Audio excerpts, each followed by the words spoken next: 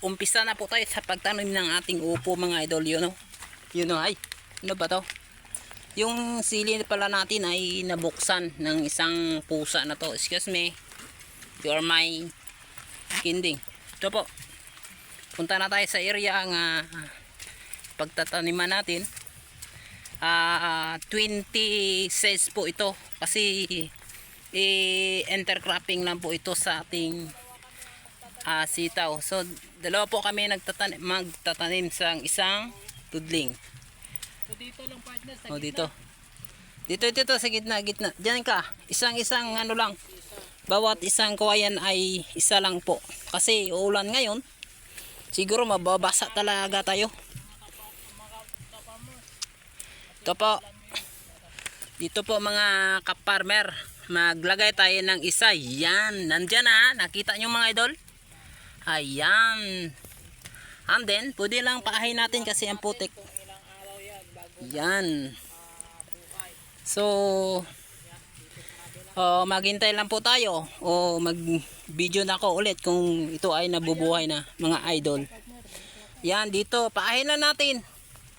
Kasi maputik. Baka masira yung beauty natin. Isa. Pwede dalawa. Pero mas maganda ang tubo kapag isa lang kapiraso mga idol. So ihulip lang natin ang kung may sobra. Kasi 20 piraso to mga idol. So i-try natin na dalawa. Yan. Yan dalawa yan mga kaparm. Yan. Paala natin. Diba? Pwede na yan. Si tsambang-tsamba. Kasi ulan ngayon. Karating lang binhi namin mga idol. Mga seeds namin karating lang ngayon nga araw na to. Kasi sabi ni Otol ay tanim agad. Kasi sabi niya baka kami ay magugutom daw pag hindi matatanim agad. Maubusan kami ng gulay. Ayan, dyan. Yan. Yan. Dalawa ko lang to kasi luma na to isang 5 piraso. Yan, dyan. Takpan natin ating paa. Wag lang sa kamay. Kasi kapag kamay natin ay maaari pong dalawa siguro kasi laka, no? Para ubos ang liso natin. Ayan.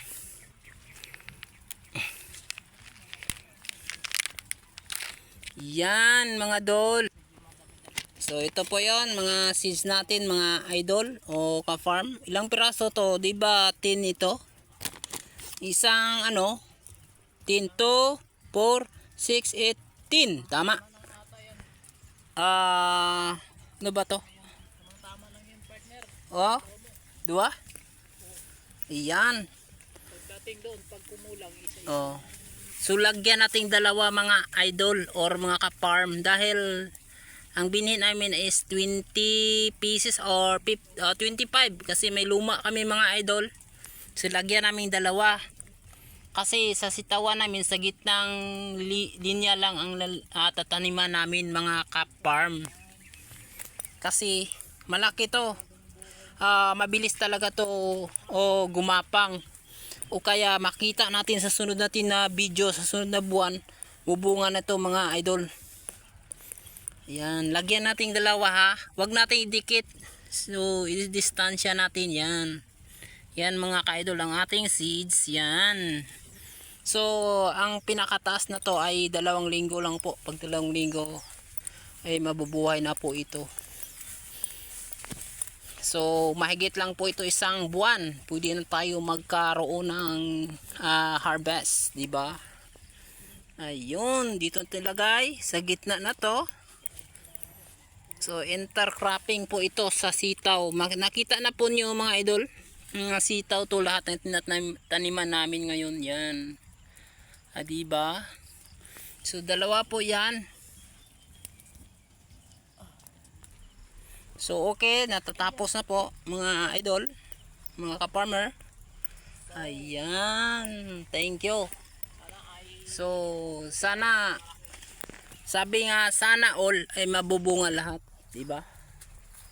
Sana all ay mabubuhay lahat at magkaroon ng maraming bunga by next month.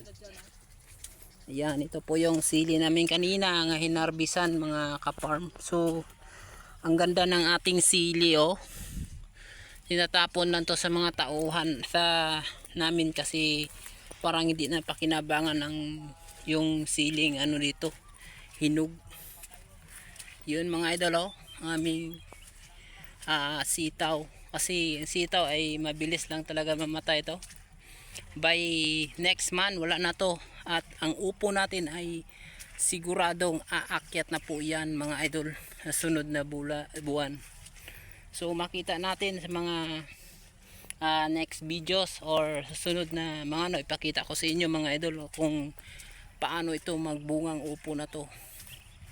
So ito yung intercropping ng aming sitaw, kasi ranas na namin doon sa kabila ay namatay yung upo at ang dami ng bunga, nagkaroon ng oversupply.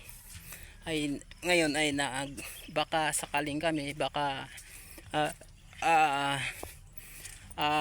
magtaas ang presyo ay gumagana or manalo kami sa ating pagtatanim ngayon mga idol. Okay, God bless.